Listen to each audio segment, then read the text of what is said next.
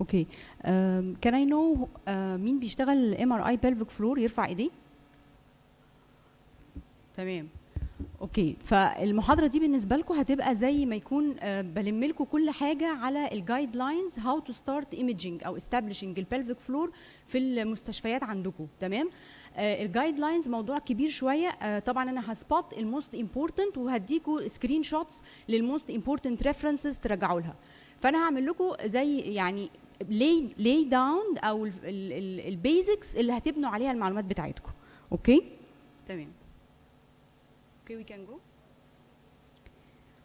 A person can have the greatest idea in the world, but if that person can convince enough other people, it doesn't matter. So 23 years ago, I didn't have the greatest idea actually, but I had a big dream. This was to create a universal set of recommendation and language for MRI pelvic floor techniques, imaging and reporting. However, I promised myself that this dream would never come true until these recommendations are accepted and utilized across different disciplines. This is Rania El Sayed, who fell in love about pelvic floor since 1999. I was honored to contribute to diagnostic imaging gynecology in 2014, and then followed by the third edition in diagnostic imaging 2021 on behalf of Cairo University, which is something that I am so proud of. Okay, also I was privileged to be the founder of the European Society of Working Group of MRI Imaging of the Pelvic Floor, and I was the chairperson till 2018. Now we have the Cairo University MR section for the pelvic floor imaging unit and research lab, and I am in charge for the MRI research projects in this unit. Okay, doing the MRI technique, we had to pass through a lot of debates and discussion about the technique, imaging and reporting to reach our goal about definitive conclusion. So to reach this, we definitely have went through a lot of debates discussing pros and cons, but the learning objective of today's lecture is only to deliver for you conclusions on which you can go on and start your imaging process. Okay, these guidelines are based on a top-notch research that have been published in this issue in the recent 3 years. The most important is the last one, which is to 2021. It is consortium. You can take a screenshot for this references, so you can go for all the details there. But for the history, we are very proud that the first ever guidelines is the ISUR and ISGR that was led by Cairo University in 2016, and which was a consensus paper, the first ever consensus paper about MR imaging floor of pelvic floor by the Egyptian institution and 7 European institutions. So let us start. Now, when you are doing MR imaging, you have to build up in your mind a systemic way to go through. We start with the static images, and it's very easy. You look for the structures, which Professor Heba has shown to you, which is the urethral ligament, endopelvic fascia. And then we have two types of the dynamic MRI, which is the cine MR images and the MR difficography. Just hold on, and I'm going to explain what to look in each type of images. In the MR difficography and the cine MR images, you look for the dysfunction. So the static image is for the structure, and the dynamic images is for the dysfunction. Let us go more in depth. And then you will find that the MR difficography, you take it in the sagittal plane, and you measure the degree of pelvic organ descent that Professor Heba have shown part of it. Then for the cine MR images, you evaluate the muscles, okay? For the sagittal, axial, and coronal to see the degree of laxity of pelvic floor muscle, and then you go again for the axial T2, where I mentioned it is the structure. This is the basics. This is the master slide that you can understand where and from where you can read your findings. Okay? Let us move ahead and go with the main part, which is the MR difficography. As we all have one objective, to bridge the gap between the radiologist and the clinicians, I would recommend that you follow this template published in 2020 in the Clinics of North America. You can find it, and you can follow this template and fill in the spaces in a very systematic and simple way. Okay, so how we did the guidelines. When I was preparing the lecture, I tried to make it like patient preparation imaging protocol and interpretation. For the patient preparation, you have the before going to the table and on the table. Then the imaging protocol, when we were doing the guidelines, it is what to do or not to do. And then for the interpretation, we will go through it slowly but surely through the measurement, reporting, and grading. So let us start. I will pinpoint what is important for you to know as a beginner. So what you need to know is that when you decide to start with the pelvic floor imaging, you have to work on 1.5 magnet phased array. No more open magnet is accepted for MRI, and this is 100% agreement between all research. For the on-table preparation, the position of the patient has been agreed upon to be a supine. There was a debate to be a supine or sitting or standing. It's done and it is a supine. So you are allowed to scan your patient while he is supine. Okay, this is another master slide where I'm going to take you to it. Every time I'm done with something, I'm going to move to another one. So we are done with the technique. We are not yet with the interpretation, and now for the imaging protocol. I will summarize for you what to do and what not to do. So, for example, the MR difficography is mandatory, and I'm going to show you why. How can you decide that this MR difficography technique is good? You have to look for the following. Number one, you have to look at the anterior abdominal wall that the patient is straining.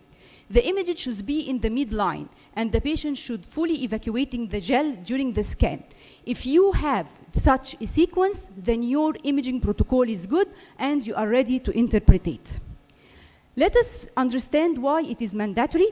Because we have found that there is a huge difference between the images during maximum straining and during evacuation. Like in this patient, this is the same patient. I assure you, this is the same patient.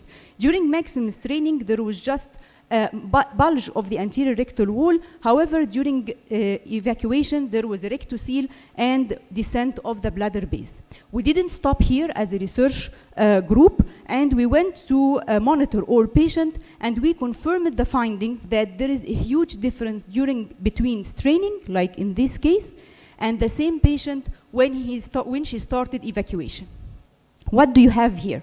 We are not showing magics. So this is during maximum straining. The patient has uterine descent and a cystocele, but look posterior. This is how we see the rectal prolapse that was evident only during evacuation.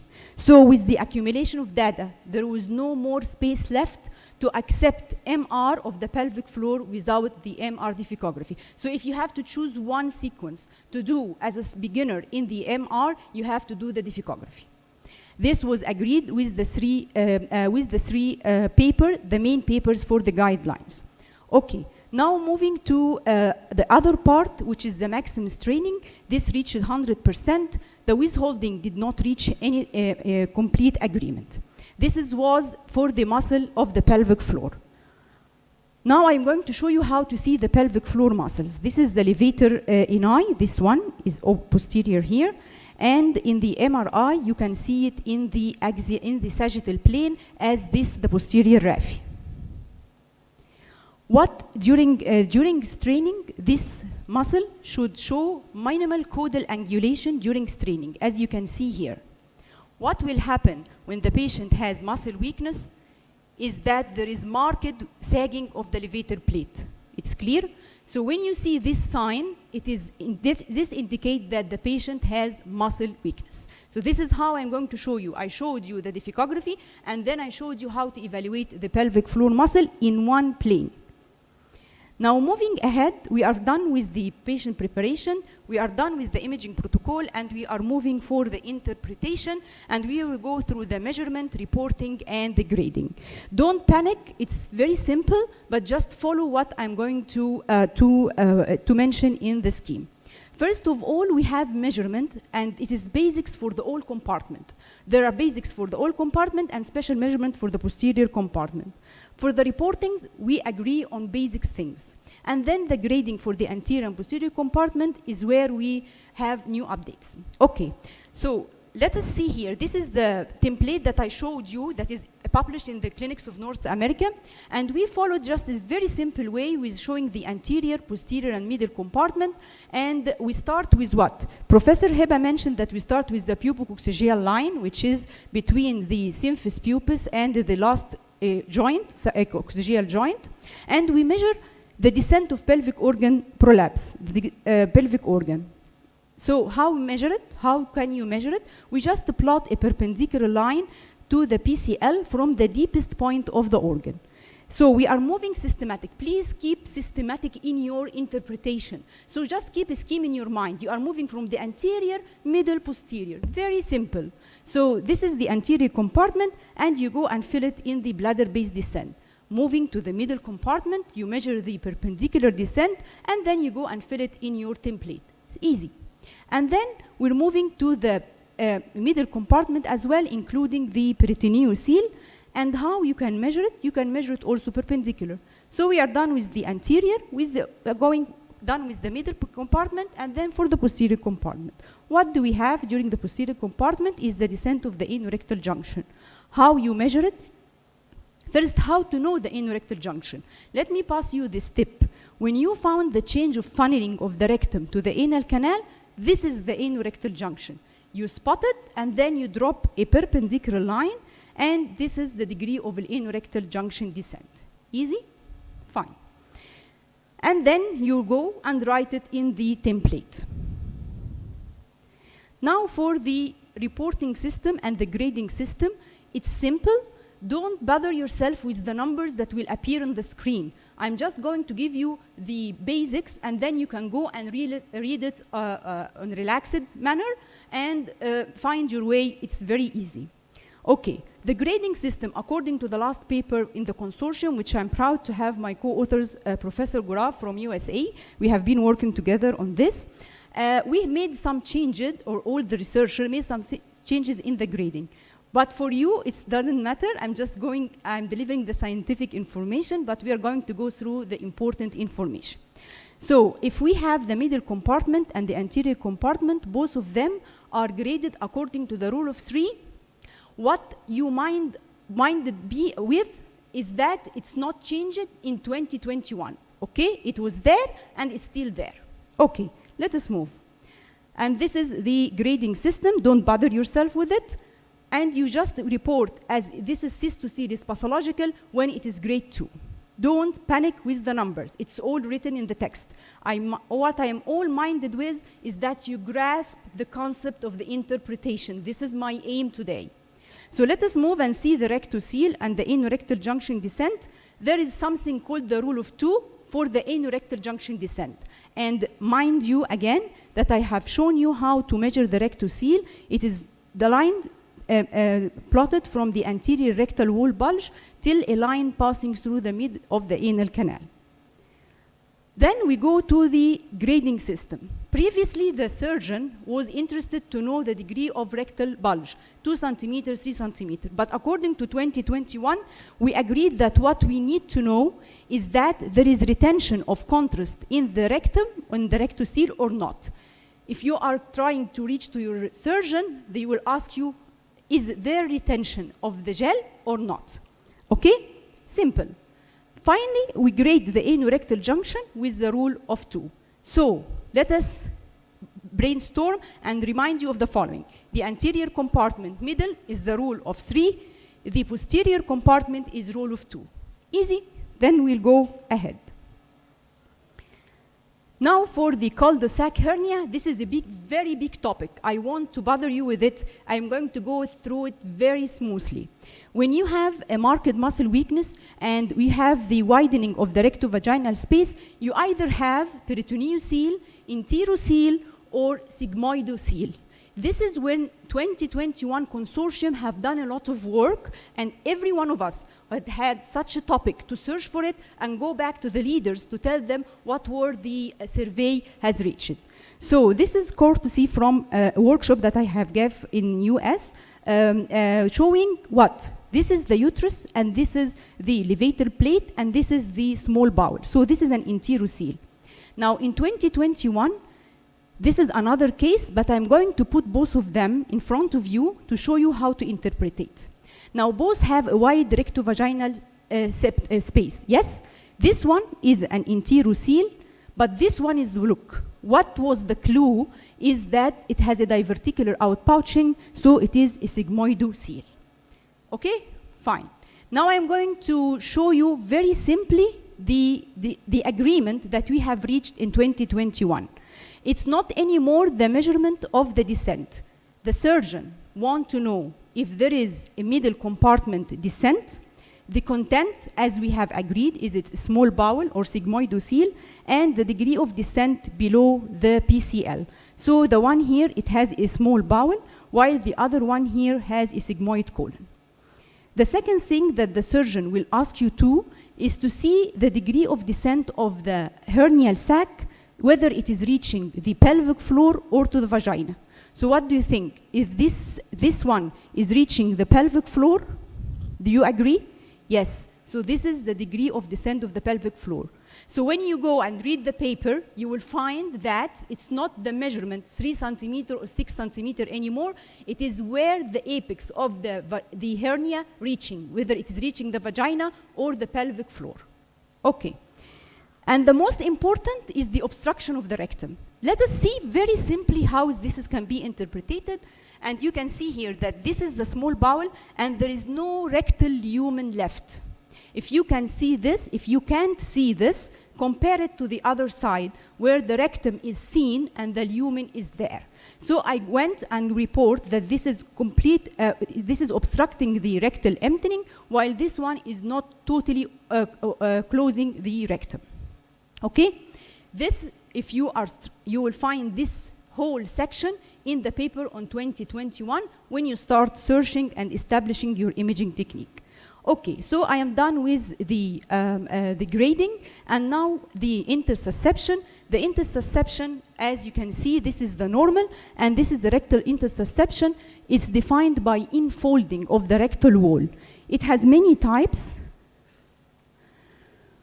We have, when the apex of the infolding is here, entering the anal canal, it is called recto-anal. And this is rectal. And then when the things get worse, we have the total rectal prolapse.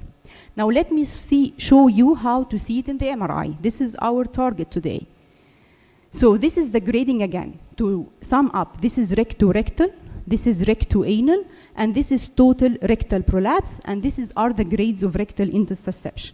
Let me show you on this video. You will exactly see what I have shown you in the diagram. Now look, this is the rectal infolding, okay? Very well seen. And let us see which grade is this one. What do you think? It is recto-anal, or does the rectum is outside the anal canal? It is not outside the anal canal. So when you see that the rectal infolding is not passing the anal canal, it is recto-anal intersusception. Great? Okay. So here is another update in 2021 that the surgeon agreed that you are not having to worry about whether the rectal wall infolding is thick or thin. If you started from the very beginning of imaging of rectal intersusception, you will find a big debates about thick rectal wall intersusception or thin. Don't annoy yourself anymore because it has been removed, and the surgeon only agreed that we need to know if the rectal intersusception present or not, if it is the location intrarectal, intraanal, or extraanal, and you have just learned how to do it. I think you have learned it, yes? Okay. That's why how to collect all the data. How, when you are starting, you got so enthusiastic about the pelvic floor, MR imaging pelvic floor, I decided, Dr. Rania, to go back and do it. How to do it? This is the master slide. So if you have to start the MR imaging of the pelvic floor, you have the following. You have to go through all the guidelines that has reached 100% agreement between the researcher, and you have to do it as it is. There is no place for any debates right now, okay? And then you go, no debate. And then you go for the 70% agreement, how to deal with it. You have to check the pros and cons. Have you the feasibility in your hospital to do it or not? Is it easy or not? And talk to your surgeon. learn how to raise their interest and what they need, and then you can apply from it. Just leave us with the less 70% of agreement. This is for the great and the elite research group that we are working on, and we are following on the less than 70%, so no conclusion yet. So if you want to start your imaging protocol, you have the 100% you have to follow, you have the 70% to evaluate, and the rest 70% just keep it, and we will meet you next year to see what is going on. So to bridge the gap between the radiologist and the clinician, I would advise you to follow a very simple template that can deliver the information smooth and easy to your clinician. Just like the one here that we have published in 2021.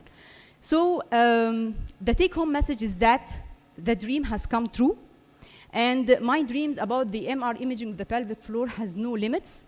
This was me in 1999. I was a resident and then assistant lecturer. And we, for the first time ever in Cairo, or in Egypt, we have the unit of Cairo University MRI Pelvic Floor Center of Excellency and Research Lab. This was launched in 2020. This is our crew. I am honored to have Professor Heba, and we have recruited new generation to take on with our passage.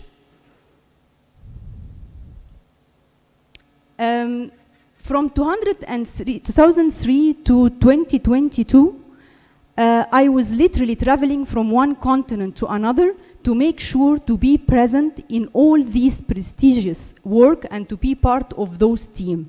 However, I will always be proud by the paper that was led by Cairo University, as I was the lead of the group, and for history, and it is also used as the basics for the second recommendation. I was honored that it was mentioned by the SAR, Disease Focal Panel, about the pelvic floor, that the European Urogenital Radiology and the European Society of Eschar served as the basis of the development of survey for the current study.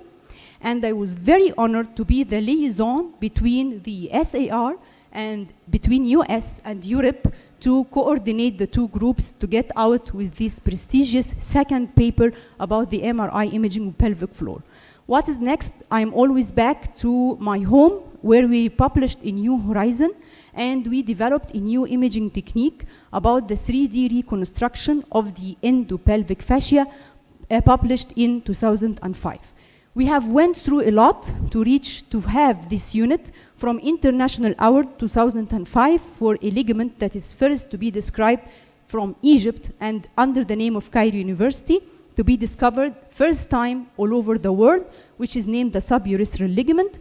This is the book that we have contributed to as Cairo University. So I believe in this. Don't go where the path may lead. Go instead where there is no path and leave a trail. And I really wish, after 23 years of sincere passion and dedication, that I might have contributed to leave a trail. It took me a lot of courage to put this enumeration of the achievement that I have, so that I can put it in the honor of my parents. And I hope my own information is considered to be عمل ينتفع به وصدقة جارية. شكرا.